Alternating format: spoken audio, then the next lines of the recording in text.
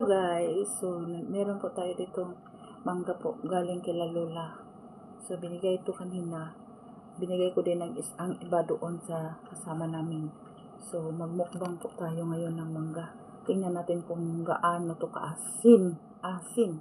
So balatan natin. Lahat ng to kakainin natin ha.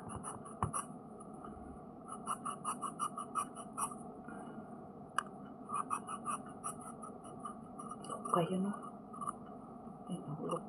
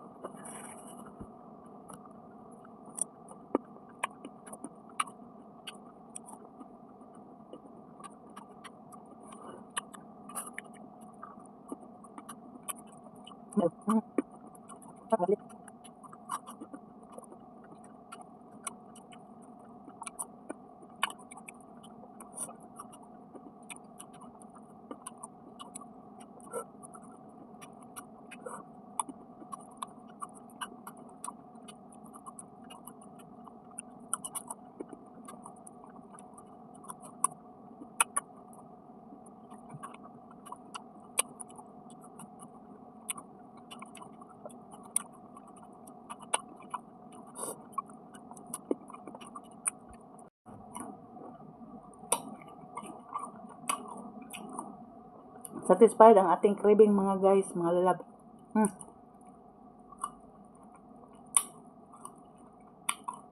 Asim.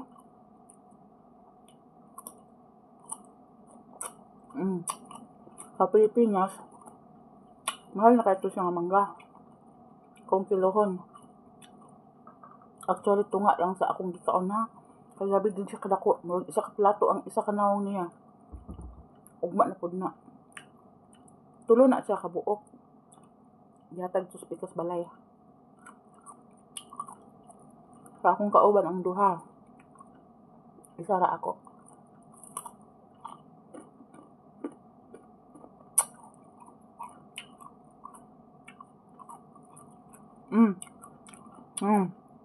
Lamig jud siya.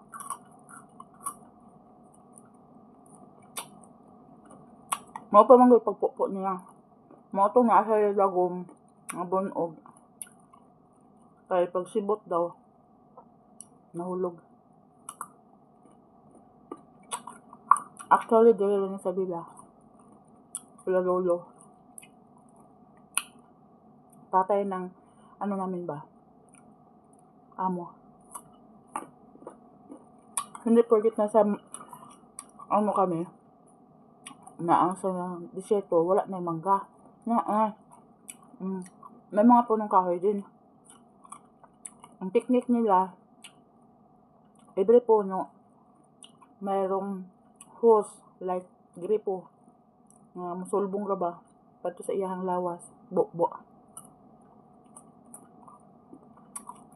Kada punuan na duha ka buk gripo. Timer siya nga mabubo lang og oras nga kimbubo. So nakasit na ang oras. Ano no? Kahit sa tuap sagda na lang ang mangga. Balang mamatay basta ting-init. O di gripo nga i-provide yung mahal tubig. Dahil katal libre. Tubig kurente.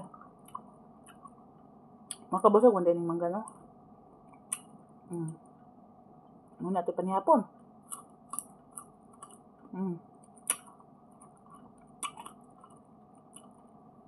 Solve na nga itong craving. Dugay-dugay po tawa ka og mangga ba no?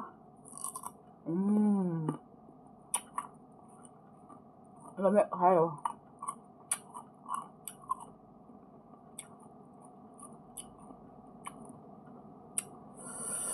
Alang.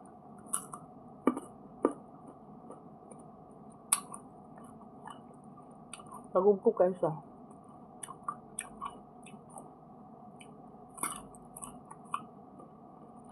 Pati na lalabs. Lumayo kayo sa aklon. Niniwingwian na ako kung nga ba para maglawal sa mot.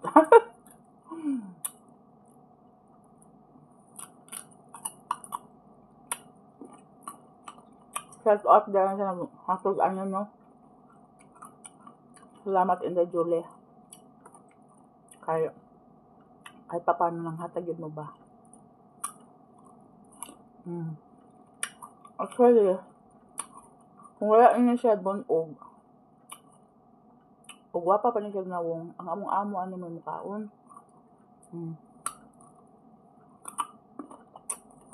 Pero kay kawaluman sila, ang kung amo arty kayo, dali mukhaon ng mangga. Kung bunog, nagamang daot, nagasgas, naibunog sama ato kanina akong pakita. Isang kaon. Nagyan nga sila kaya, mga dato na sila. Anytime man gusto lang mukhaon sa unsa, kaya nila. Mutalit. Kasi na lang.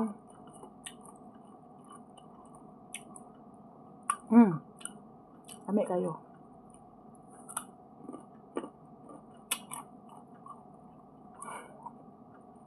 Laway man no. Tunla pa na yung laway. Tunla ba?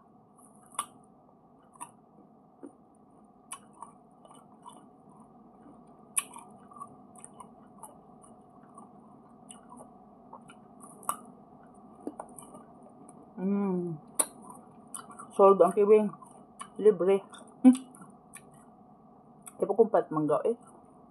Paboto na ako muli ko sa Pilipinas kasi sa Pilipinas pwede ito mga islingan. Bitaw tinuod. Nag-uol ko akong Indian Mingo kay giputol na lang sa mga anak. Kailangan kayo mo kiyod. Ang saday mo. Nagdili lang tanom. Magdalit sa panguha. Sa kasuko-suko kong anak ko, putol. Karon wala na mo ilugan. Wala na mo awayan. Di na po maugta sa mukhang dugan. Ano? Bye-bye for today. That's all. Hurot jud siya, no? Nagabusog ko, pero ano niya. Hapdos yung puto-puto kay aslo man to. Kasi di kay ba, no? Yan lang. Laway.